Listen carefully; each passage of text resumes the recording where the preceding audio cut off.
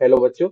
इस क्वेश्चन में क्या दे रखा है? एक पार्टिकल है जो इनिशियली ओरिजिन पे है। ठीक है। उसको एक एक्सीलरेशन मिलती है 4 in j cap. 4 j cap में एक्सीलरेशन मिली है इसको, और एक एक्सीलरेशन मिली है 3 in i कैप। उसकी जो इनिशियल स्पीड है वो आई कैप में है। वो आई कैप में इस डायरेक्शन में है 5 मीटर पर सेकंड होगी। अगर जो यूनिट से मेरे को मतलब नहीं है, दी नहीं है, तो 5 मान लेते हैं। तो ये क्वेश्चन कह रहा है कि जब ये पार्टिकल 16 यूनिट्स दूर आ गया होगा, ये पार्टिकल 16 यूनिट्स दूर एक्स एक्सिस में आ गया होगा, तो क्या टाइम वो उस वक्त इसकी स्पीड कितनी होगी वो निकालनी है मेरे को। ठीक है।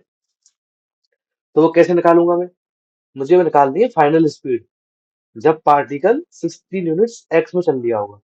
तो फाइनल स्पीड को मान लेता हूँ भी। इनिशियली कितनी दे रखी है मेरे को? 5। एक्सलेशन कितना है मेरा एक्सिस में? अब देखो एक्सलेशन 4 तो ऊपर है और 3 जे में है।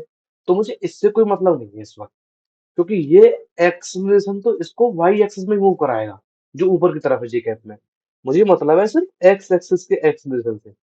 वो तो 3 i कैप है, तो मैं एक्सलेशन ऊपर वाले को भूल जाऊंगा, बस 3 मानूंगा। तो एक्सलेशन हो गया 3 × टाइम। अब मेरे को टाइम निकालना है 16 यूनिट्स चलने में कितना टाइम इसने लिया होगा। अगर मेरे पे टाइम आ गया तो मेरे को वी की वैल्यू आ जाएगी। ठीक है, बहुत सिंपल है। तो मैं टाइम निकाल लेता हूँ। ये कितना टाइम लेगी 16 यूनिट्स जाने में, मेरे को निकालनी है वी। मेरे पे क्या क्या है ये सब है, मुझे टाइम निकालना है। तो टाइम कैसे निकालूंगा मैं? तो देखो डिस्टेंस तो चल रही है 16 यूनिट्स। ठीक है। इनिशियली स्पीड थी 5 मीटर पर सेकंड। 5 थी ना? हाँ। मुझे निकालना है टाइम, और एक्सलेशन है 3 3/2 t²। ये बन गई हमारी क्वाड्रेटिक। इस क्वाड्रेटिक को जब मैं सॉल्व करूंगा, तो जो मेरे पास t की वैल्यू आएगी वो आ जाएगी मेरे पास। सॉल्व कर लेते हैं चलो इसे। 3 t² 10t - 32 = 0, and -10 ± 100 plus 4 × 2 = 8, 4 × 3 = 12 into 3 which upon 6, यानी कि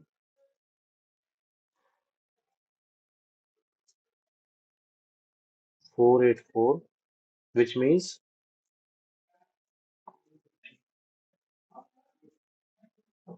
-10 ± 484/6। ये टाइम की वैल्यू निकाल रहा हूँ। तो टाइम की वैल्यू एक तो आएगी नेगेटिव में, पर मुझे चाहिए नहीं नेगेटिव में, तो पॉजिटिव में निकालूंगा। वो आएगी 22 - 10/6, यानी कि 2। 2 सेकंड मेरे पास टाइम की वैल्यू आ गई, यानी कि 2 सेकंड में पार्टिकल 16 यूनिट चल लेगा। टाइम क्या आ गया मेरा? 2। इसको मैं ऊपर पुट कर दूंगा सीधे सीधे। तो जो इसकी स्पीड होगी इस पार्टिकल की, जब 16 यूनिट चल लिया होगा, वो 2 सेकंड में चलेगा। T time equal to 2 second में। तो हॉरिजॉन्टल में जो स्पीड आएगी वो 11 मीटर पर सेकंड आ गई मेरी। लेकिन ये ऊपर भी जा रहा है, ऊपर भी जा रहा है, तो ऊपर भी कुछ ना कुछ इसकी स्पीड रही होगी। तो उन दोनों का हमको रिजल्टेंट निकालना पड़ेगा, तभी इसकी फाइनल स्पीड आएगी। ऑप्शन में देखो 11 नहीं है। 11 होगी तो हम टिक कर देते, हमारा आंसर गलत हो जाता। तो ये हमको ध्यान रखना है। ठीक है। तो ऊपर की तरफ एक्सलेशन 4 है, और 2 सेकंड्स में इसकी स्पीड कितनी हो गई होगी? इनिशियली स्पीड इसकी ऊपर की तरफ 0 है, तो ऊपर की तरफ स्पीड हो गई होगी 0 + 4 × 2, यानी कि 8 मीटर पर सेकंड।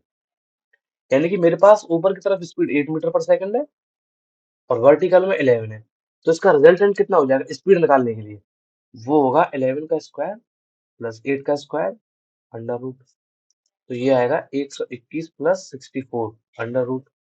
तो ये आ जाएगा 185 अंडर रूट। यानी कि इसका फोर्थ ऑप्शन सही हो जाएगा। ये इसका सही ऑप्शन है। Thank you.